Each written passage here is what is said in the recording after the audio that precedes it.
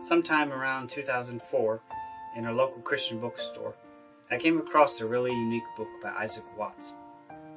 Now, I did not know he wrote anything besides hymns, and the fact that he wrote a book about logic piqued my curiosity.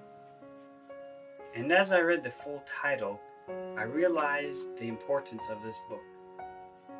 It said logic, or the right use of reason in the inquiry after truth, with a variety of rules to guard against error in the affairs of religion and human life, as well as in the sciences. In the following weeks, as I read his book, I was mesmerized by the richness of the language that he used, the depth of his thoughts, and the incredible insight that he had into thinking and how he presented it from a Christian perspective. And you could tell as he wrote it, he had an emphasis on that a Christian, of all people, needed to exercise discernment. As I progressed through the first few chapters, I noticed and was impressed that even though he wrote it many years ago, it was still very applicable to Christians today. And in fact, it could help me and other Christians fulfill Hebrews 5:14. But strong meat belongeth to them that are of full age, even those who by reason of use have their senses exercised, to discern both good and evil. I was already only about 54 pages into the book when I was burdened by the need that this should be taught. So I started over from the beginning, partly because it was so rich and deep that I had to start over again taking notes. But I started over again because I knew I wanted to teach this. I needed to teach this. And so I started over reading it more slowly, taking more notes. And as I was going through, kind of picturing in my mind, how would I teach this to someone today? How would I teach this to a young person today? And how can I illustrate some of these concepts? It took me a while to finish reading the book, mainly because I was taking a lot of notes. I knew I wanted to present it in a video format, because there was just so much material, there was really no other way. And partly because I knew there was going to be a lot of visual aids and illustrations that were going to be needed to explain some of these concepts, especially how ideas link together and how they falsely link together. And so as I was going through taking the notes, I was also in my mind thinking of different ways and concepts of how to illustrate it. When I finished reading his book and taking notes, I immediately started working on the workbook for the student. And I did this because it would help me arrange my thoughts of how I wanted to teach it and help me figure out which points I wanted to emphasize. But it also forced me and helped me to break it down into subjects. I wanted to present the book not by chapters, but by subjects and ideas, because I wanted the student to grasp each subject before they went on to the next one. And also that way it'd be easier for them to review, understand it, and then go to the next. The second advantage was that the student workbook would also serve as the outline for the video. So in a way, I was almost writing the script for what I was going to be later doing with the video work. It was not until late 2006 that the Lord enabled me to experience different events that allowed me to see, experience, but there were different events that helped underscore the need for discernment in the Christian life, especially in the realm of scriptures and doctrine. And the Lord allowed me to see through different events that happened what can happen without discernment. And it was through these circumstances that the Lord brought me to a little town in Alabama called Shelby. It was here that I knew the Lord wanted me to make the video. The notes were complete, the student workbook was almost complete, the script for the video was basically complete. It was time to start. Since the subject of logic can be rather dry at best, I wanted to make the video visually interesting and engaging and basically not boring. And so I started trying to do some different test videos in old log cabin churches. I went up to Cades Cove up in Tennessee just for ideas. And I knew I wanted kind of an old time atmosphere to it, but I didn't quite know yet. And I kind of settled on the idea, well, let's use the metaphor or the illustration of a old-time school teacher, and we'll just have a set like a schoolmaster instructing the viewer who's the student, and that will make it, a little more interesting. However, when I started doing some test filming, I realized and quickly found out that you have all sorts of problems with the video, primarily in the audio department. And so I knew that I needed a studio, a place where I could control the filming a lot more. On our property, there was an old 10x20 portable building that was being used to store tools. And with permission, I was able to clear it all out and completely finish the inside, purpose-built to be the studio where the Logic video was going to be filmed. The Lord even opened doors during the construction, providing low-cost supplies and rough-cut lumber. If I learned anything from this whole experience, it would be that the Lord will open doors, opportunities, expand talents. He will work in wondrous ways, providing what we need, more than what we need, more than what we thought, as we obey Him, as we step forward. As more and more progress was made at different points, God would give more wisdom and more direction and more supplies and more opportunities as we needed it. It was amazing to see how God doesn't lay out the whole blueprint of what He wants you to do all at once. He will give you enough so you can do the task at hand, and then as you do it, He will provide for the next step and the next step. He wants us to serve Him by faith, and as we do, He will provide in amazing ways. If He showed us from the beginning what was all going to be involved, I think a lot of us would throw up some caution flags or something. But God wants us to be faithful in what He calls us to do, even when He only gives us a little portion of the picture of what He wants us to do. Luke 16:10 through 11 says, "He that is faithful in that which is least is faithful also in much, and he that is unjust in the least is unjust also in much. If therefore ye have not been faithful in the unrighteous mammon, who will commit to your trust the true riches?" Too many times, Christians wait on God to give them the big assignments, but they neglect what God has already called them to do. God wants us to be busy with what He's called us to do. By the summer of 2007, I had started filming some of the lessons. It was going pretty well. They were just starting out. A lady in our church, she was helping out with some of the costumes, which was a great help. But as I started doing the filming, it was just me, a school teacher, in front of the video. The thing I noticed was that this is extremely boring to watch. Well, until I could figure out how to make it less boring, I still had work to do. Work continued on getting the props that I needed, the costume. There was a lot more costume parts than I thought. Work on the script. There was still a lot of work to do, even though we're still trying to figure out how to make it not boring. It was in October that the Lord gave more direction.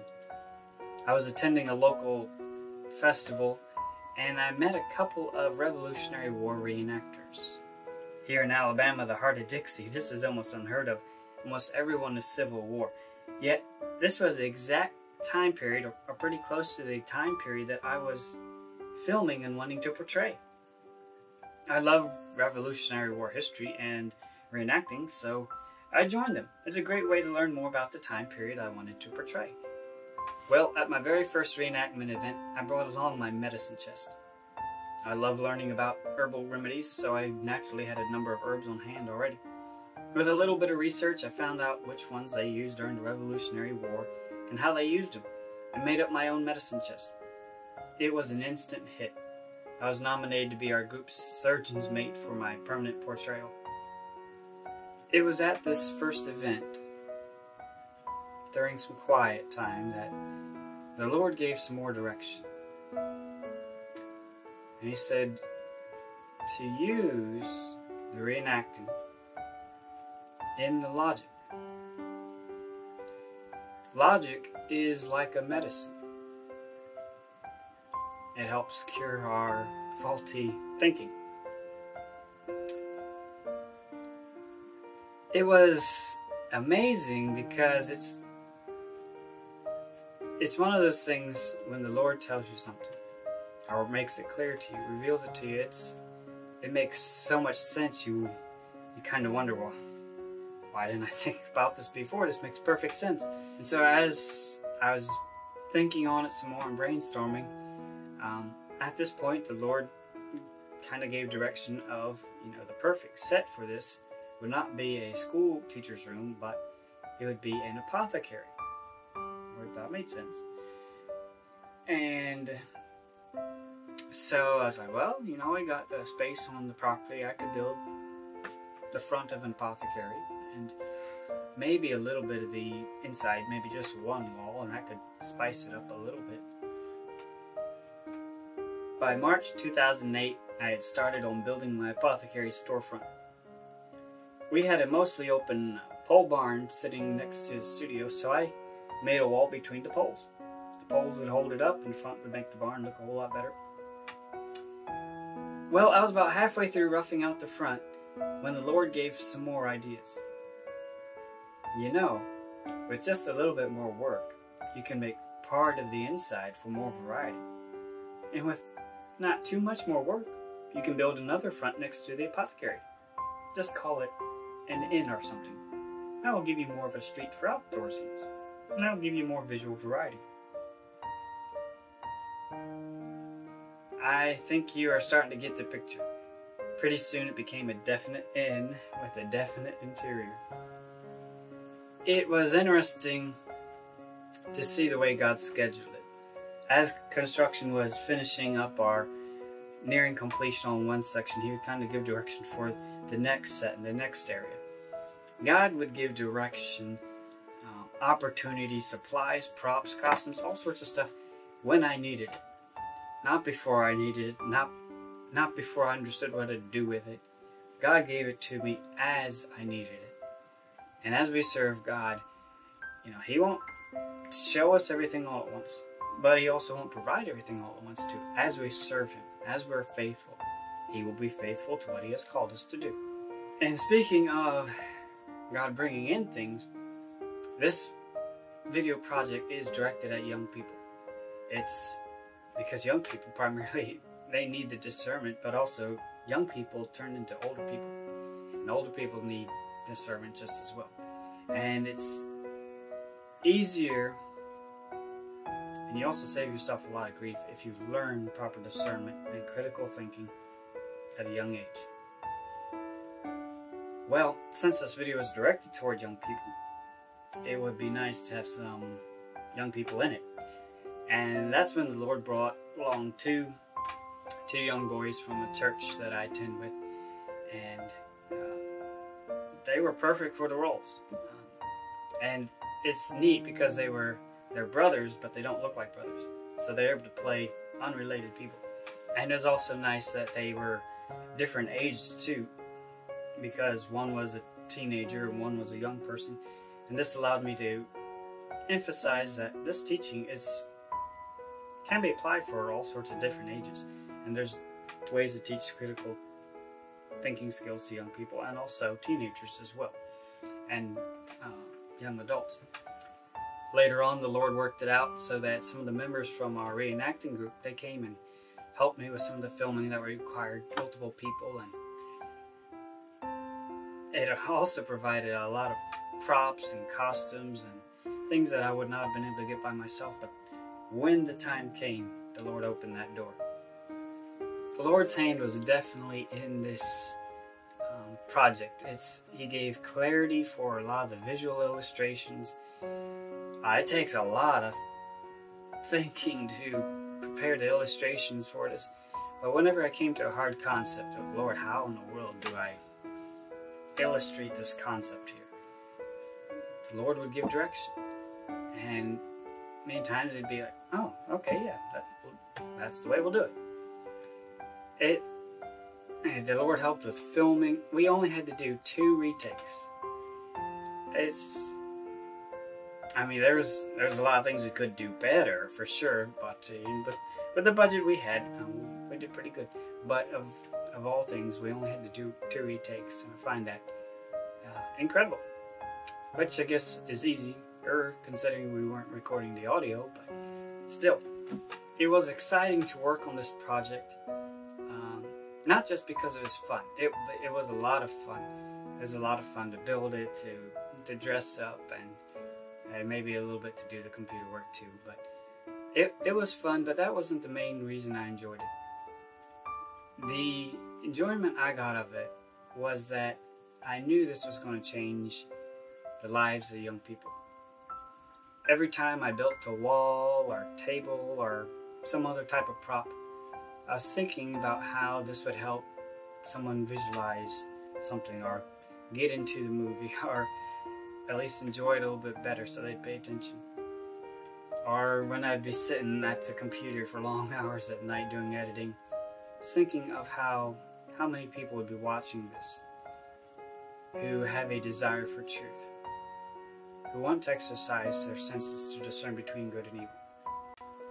That is what propelled the project, what pushed the project, not the fun, because the fun part stopped when the filming stopped and the editing started. That was a lot of work. But what kept it going was knowing that this was going to change people's lives for eternity. Not just here on this earth, but for eternity. They were going to make decisions that would affect their future life, their career choices, what they do for eternity, their heart for God, how they read scriptures. It was going to impact them in so many ways. And that is why I did this ministry project. It's a ministry because it's for other people. It's not for me. It's for other people to help you understand how you can exercise your senses to discern between good and evil. I do not know the ministry that God has called you to.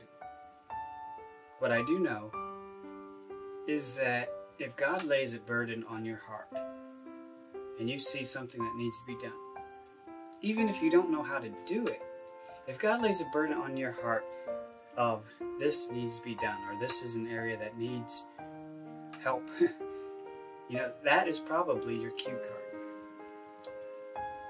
Have a heart that is tender to the things of God. Have hands that are ready to work, ears that are ready to hear, and have your eyes set on eternity. Maranatha.